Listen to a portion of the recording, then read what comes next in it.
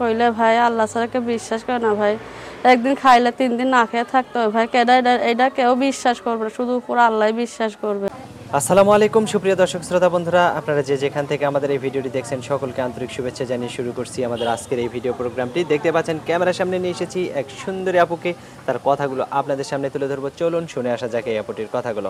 আসসালামু আলাইকুম আপু। ওয়ালাইকুম আসসালাম ভাই। কেমন আছেন আপনি? ইনশাআল্লাহ ভালো আছে ভাই। আপনার নাম কি আপু? আমার নাম সামিরা ভাই। সামিরা, কোথায় থাকেন সামিরা আপু? থাকে আমার বাড়ি রাজশাহী। রাজশাহী আপনার বাড়ি? আচ্ছা, মানে রাজশাহীতেই থাকেন, আপনার বাড়িও রাজশাহী? আপনার বাবা মা? বাবা নাই, বাবা মরে গেছে, মা আছে। মা আছে? আপনার মা কি করে? ছোট একটা ভাইও আছে। ছোট একটা ভাইও আছে আপনার? মানে আপনারা ভাই বোন কয়জন মোট? এক ভাই এক বোনই। আপনি বড়? তা আপনার মা কি করে?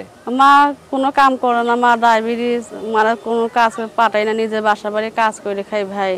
সেলাই মেশিন কাজ জানি, টাকার জন্য একটা সেলাই মেশিন আনতে পারি না ভাই। যদি কিস্তিতে নিয়ে আসবেন, এখনকার যুগে তো সবকিছু কিস্তি হলে কি ভাই, কিস্তিতে সুদ আমার ঠেলা আছে ভাই। যদি সময় মতো টেলা দিতে না পারি ভাই, তখন সুদ আরো বাইরে যায়। বাইরে যাবে, শোনা একা মেয়ে এলো কোন দিকে যাবো ভাই।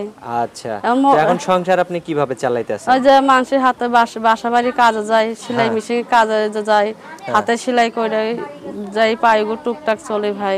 এটা দিয়ে টুকটাক কোনো রকম চলেন। আপনার স্বামী? স্বামী ডিভোর্স দিছে ভাই। ডিভোর্স দিছে?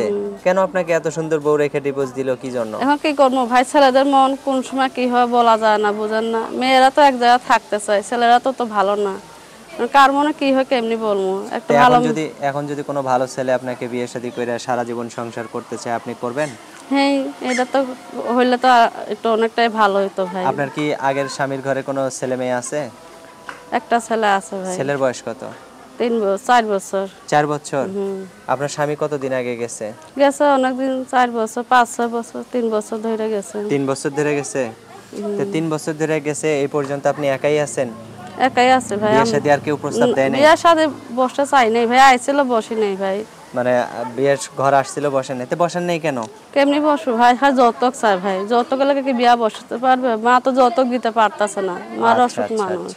তো এখন আপনার ফোন নাম্বার যদি দেন, অনেকেই তো বিয়ে শাদী করতে চাইবে, কি রকম লোক হইলে আপনি তার কাছে বিয়ে বসবেন? যেরকম বাচ্চারা, বাপ হোক, বুড়ো হোক, জোয়ান হোক, আমার কোনো সমস্যা নাই। আমাকে যে দেখতে চাইবো তাকে আমি ভিডিও ফোন কিনে দিব, তার ভিডিও ফোন আমি তার সাথে কথা বলবো, যে আমাকে বিয়ে শাদী করবে তার সাথে আমি কথা কইবো। আর ফালতু কথা বললে আমি কথা পছন্দ করি না ভাই, আর খারাপ কথা লিখবেন না ভাই।